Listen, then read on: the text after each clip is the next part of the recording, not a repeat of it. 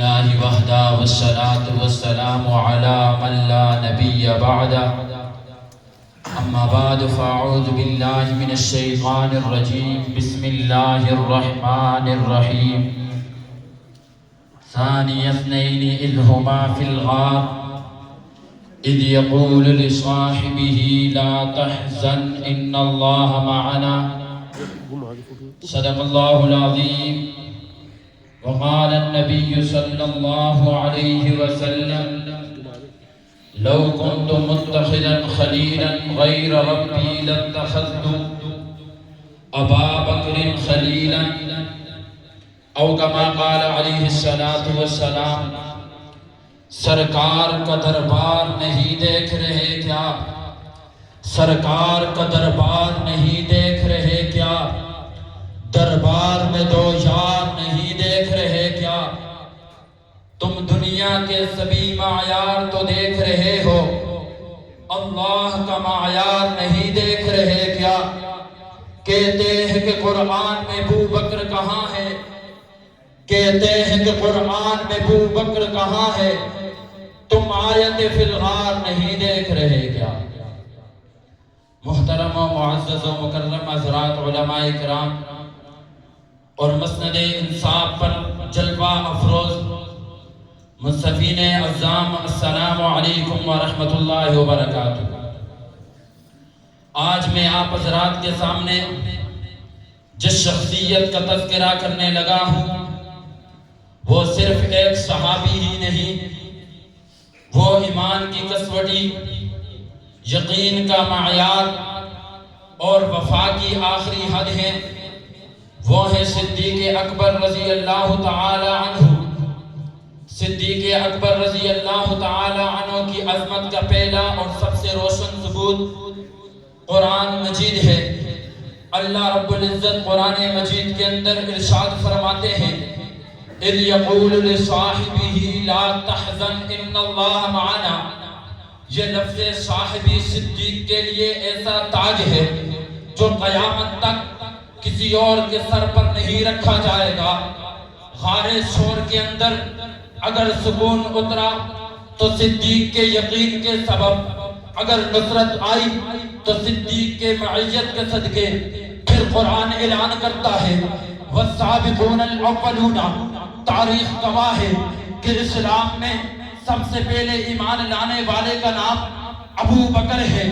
پھر ارشاد باری تعالی ہوا محمد الرسول اللہ والذین معہ۔ اس معیت کا سب سے پہلا، سب سے نمایاں اور سب سے روشن نام ابو بکر ہے۔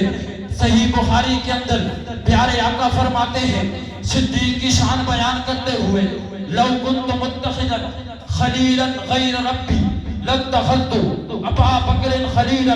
اسی صحیح بخاری کے اندر پیارے آقا صدیق کی شان بیان کرتے ہوئے یوں بیان فرماتے ہیں، پیارے آقا فرماتے ہیں ان من امن الناس علی فی صحبتہ ومالہ ابو بکر۔ یہ وہ صدیق اکبر ہے جنہوں نے معراج کے انکار کے طوفان میں ایک جملہ کہہ کر ایمان کو قیامت تک محفوظ کر لیا۔ جب نبی علیہ السلام معراج سے واپس آئے، صبح ہوئی، صدیق سے کہا صدیق اکبر رات کو میرے پاس جبرائیل آئے تھے۔ صدیق اکبر کہنے لگے صدقت یا رسول اللہ، اپنے کفوری ہونٹ میرے تلوں پر لگا کر مجھے بیدار کیا۔ فرمایا صدقت یا رسول اللہ۔ پھر مجھے بائیں لے گئے، فرمایا صدقت یا رسول اللہ۔ پھر میں نے سینے کو چاک کیا، فرمایا صدقت یا رسول اللہ۔ پھر میرے دل کو باہر نکالا، فرمایا صدقت یا رسول اللہ۔ پھر میرے دل کو بھی چاک کیا، فرمایا صدقت یا رسول اللہ۔ پھر میرے دل کو دھویا، فرمایا صدقت یا رسول اللہ۔ پھر دل کو اپنی جگہ پر رکھ کر سینے کو بند کر دیا، فرمایا صدقت یا رسول اللہ۔ پھر مجھے مسجد حرام سے مسجد اقصی تک لے گئے، فرمایا صدقت یا رسول اللہ۔ وہاں پر نبیوں کی امامت مجھے نبیوں کی امامت ملی، فرمایا صدقت یا رسول اللہ۔ پھر وہاں سے مجھے آسمانوں پر لے گئے، فرمایا صدقت یا رسول اللہ۔ نبیوں سے ملاقات ہوئی، فرمایا فرمایا صدقت یا رسول اللہ. جنت اور جہنم کے منظر کو دیکھا, فرمایا صدقت یا رسول اللہ. اللہ سے ملاقات ہوئی, فرمایا صدقت یا رسول اللہ. واپس آ گئے, فرمایا صدقت یا رسول اللہ. یہ سارا معاملہ ایک ہی رات کے اندر ہوا, فرمایا صدقت یا رسول اللہ.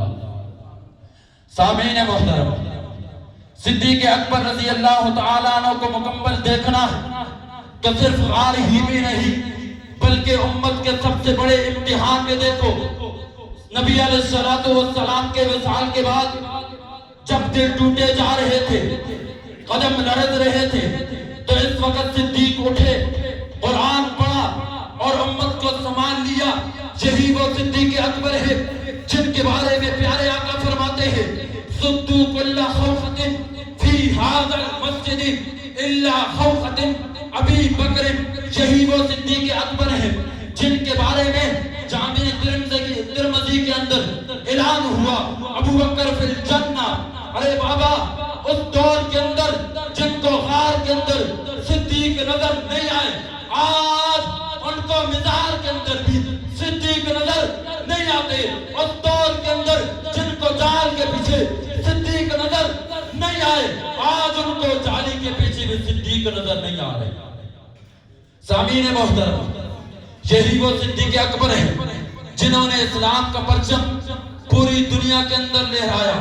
سب کچھ اسلام پر قربان کر گئے, اپنا مال اسلام پہ قربان کر گئے, لیکن جاتے ہوئے امت سے کفن بھی نہیں مانگا بلکہ وہی اپنی پھٹی پرانی چادر کے اندر ملبوس ہو کر اس دار فانی سے سرخرو ہو کر چلے گئے. اور جاتے جاتے دنیا کو یہ سبق دے گئے صدیق وہ ہوتا ہے جو اسلام سے کچھ نہیں لیتا بلکہ سب کچھ اسلام پہ قربان کر دیتا ہے. اسی شعر کے ساتھ میں اپنی تقریر کو ختم کرتا ہوں. شاعر لکھے تو کیسے لکھے اس کی شان میں, شاعر لکھے تو کیسے لکھے اس کی شان میں, جس کی جان بستی ہے محمد کی جان میں. وما علینا الا البلاغ.